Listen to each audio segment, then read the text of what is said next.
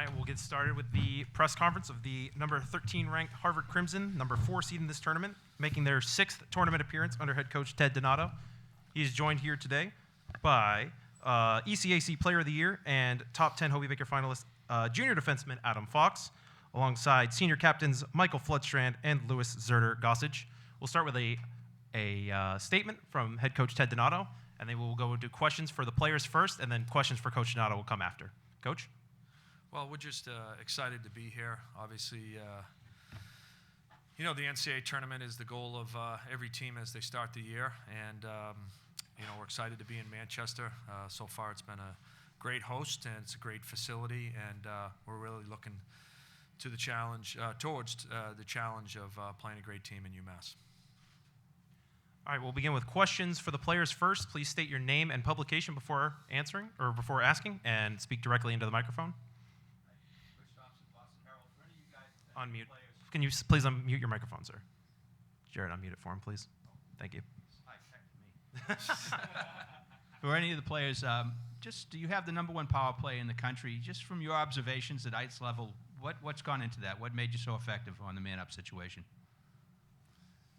I think first and foremost we have Adam Fox on our power play,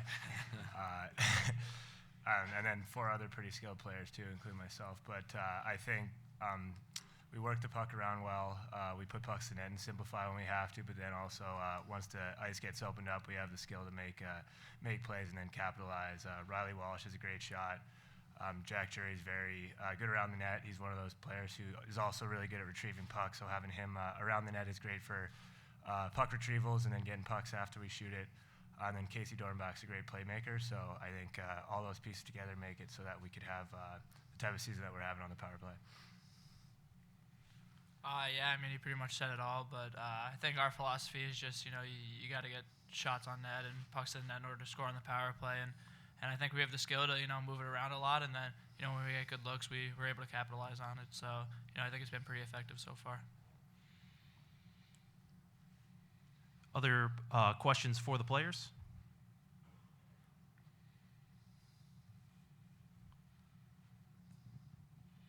Chris Lynch of Inside Hockey. I'll ask this to Mike, but this is really for any of you guys up here.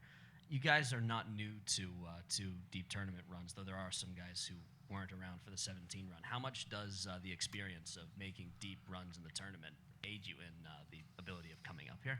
Yeah, I think it's huge. It's definitely an advantage that we feel we have over UMass here coming into tomorrow. I think just understanding the stage and being able to balance all of this stuff, the media and all things like that, and all the hoopla kind of surrounding the tournament, and understanding that it's just another hockey game. I think that's huge. And then I just think understanding what it takes to win, understanding kind of how it feels around the locker room, the aura and the culture that you kind of bring into your locker room, and the confidence that you have before a game, especially a big game like this.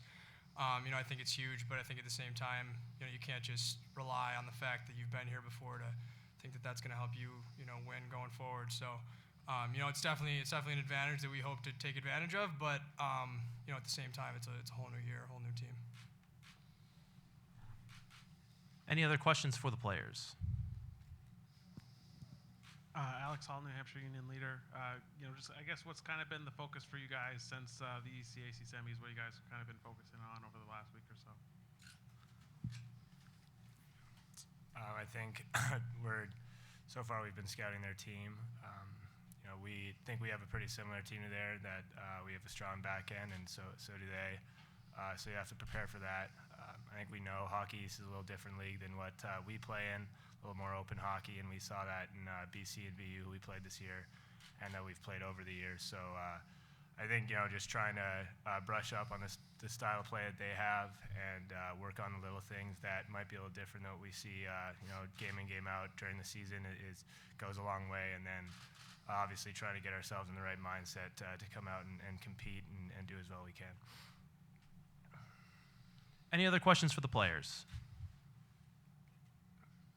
All right, you guys are all set. Adam, Michael, Louis, thank you very much.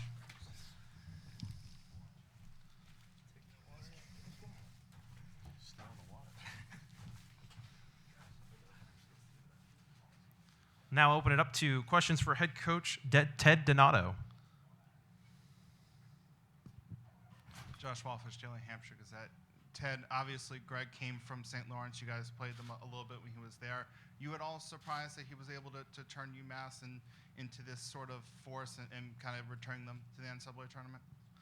No, I have a lot of respect for Greg. I think he did a great job at St. Lawrence. We had some heated battles, playoff series, and playing in the ECAC Final Four as well. I wouldn't say I'm surprised, but I am certainly impressed. He's done it, rather quickly, and I think he deserves a lot of credit, and I think it's been an exciting team to watch all year, and being a Massachusetts native and having so many friends that have gone to UMass over the years, I think it's good for college hockey, and he deserves a lot of credit. Next question, right here. Ted, Rich Thompson, Boston Herald. Kind of back to the power play. Did you have that structure in place at the start of the season, or was the power play an ongoing process that just kind of came together for you?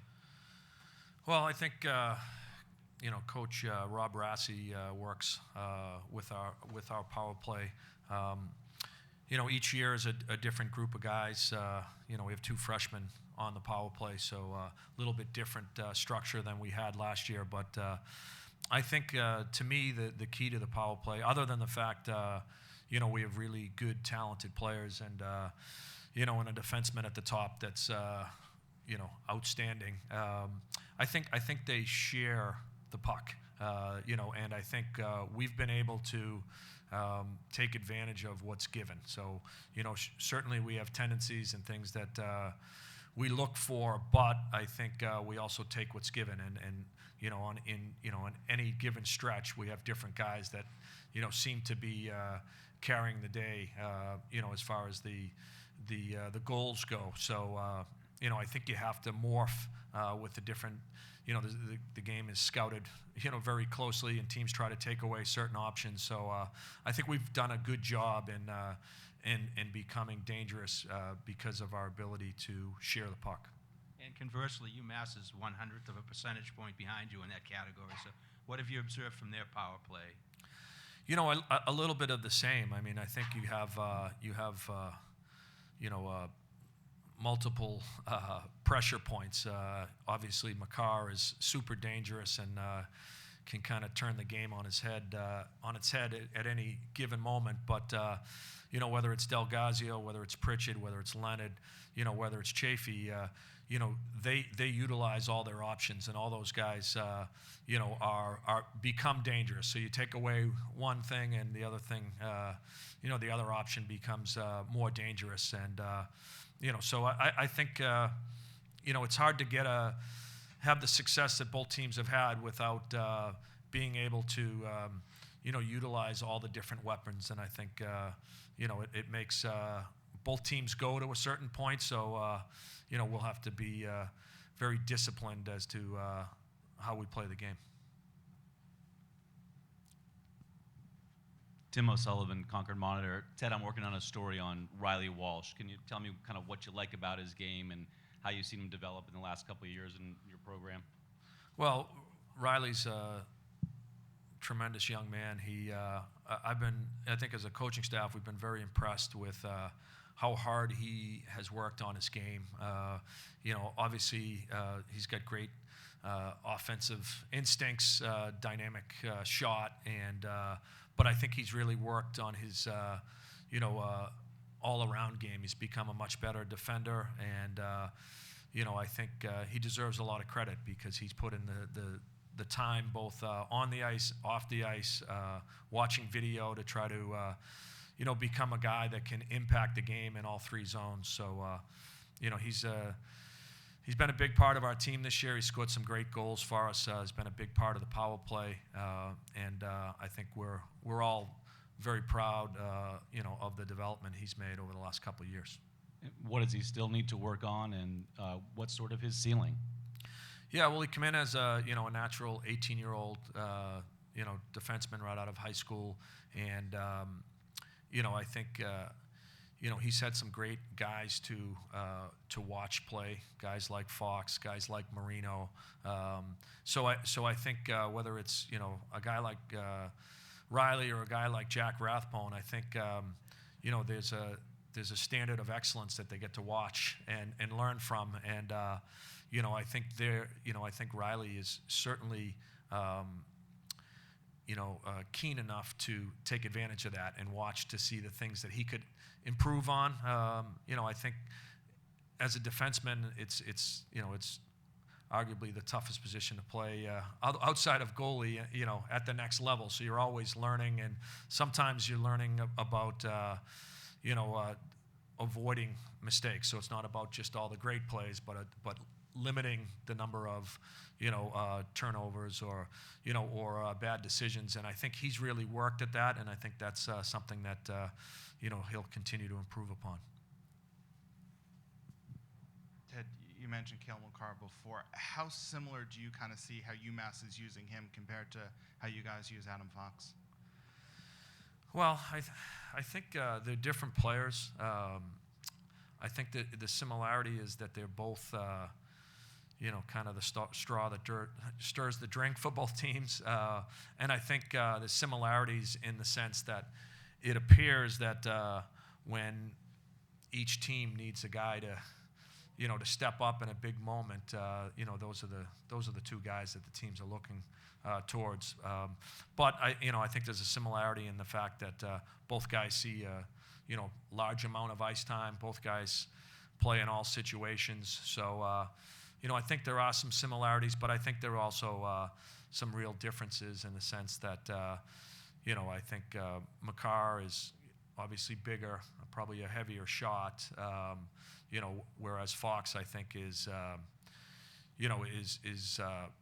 very crafty and uses all sorts of deception to buy himself and his teammates time and space. You mentioned just some of the similarities between you guys have been mentioned. Just does it make it easier or more difficult preparing for a team that's got a lot of similarities to the way you guys play? I'd like to say so, but probably not. I mean, I think both teams feel like they have strong defensive cores, and what that allows is less time in your zone. So less time playing defense because they do a good job, breaking the puck out. But both teams also rely on offensive zone time and holding on to pucks and and establishing a forecheck. So I think while there are similarities, they kind of go straight against each other. So we know that they'll come real hard. They're a strong forechecking team. I think when we're at our best, we possess the puck down low as well. So ultimately, I think there'll be two good power plays, and a lot of fast play because both teams try to get after you, and I think that's the team that's able to kind of have the most success, getting the puck stopped up and being able to play offense in the other team's zone will probably have the most success. Any final questions for Coach Donato? All right, thanks, Coach. All right, thanks. Appreciate it.